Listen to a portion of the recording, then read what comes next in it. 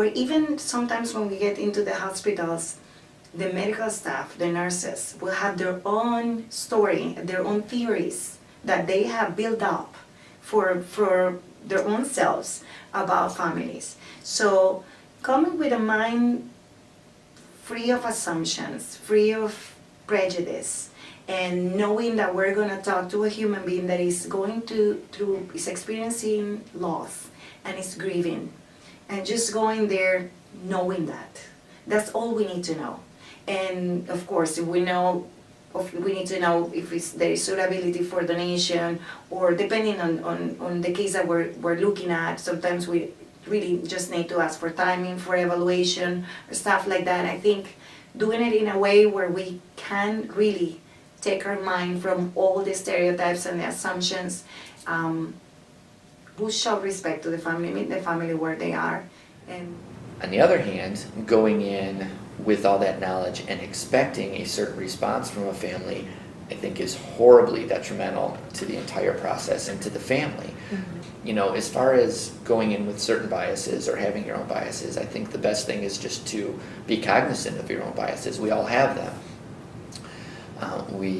We live in a society where generalizations are seen as a negative thing. Generalizations can be very helpful. There's many generalizations, they come from somewhere and there's fact behind them.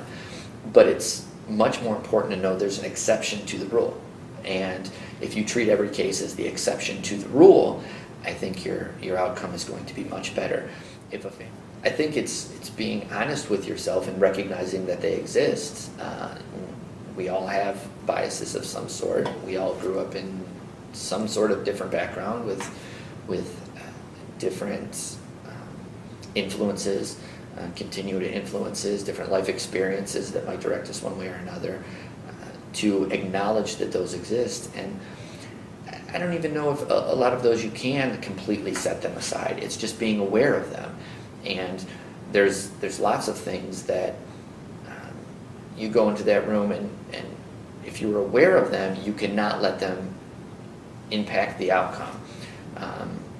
Saying I'm going to completely put all my biases aside is probably maybe an unrealistic expectation. And if people are trying to do that, in my opinion, it would come across as, a fake facade and not as real of an interaction. And again, that is one of the worst case scenarios with the family, is the moment that they feel that you are not being honest with them and there's any sort of mistrust, I think the relationship is kind of devastated and the whole request starts to go awry. So if you can get an assessment of the family, usually, you get a phone call about your referral, and you say, oh, well, what do the parents know? What does the legal next of kin know? What have they been told? How are they responding? I always ask, even if I talk to a doctor or nurse on my way there, let them know I'm en route and say, well, what did they say to that? Or how did they respond to that?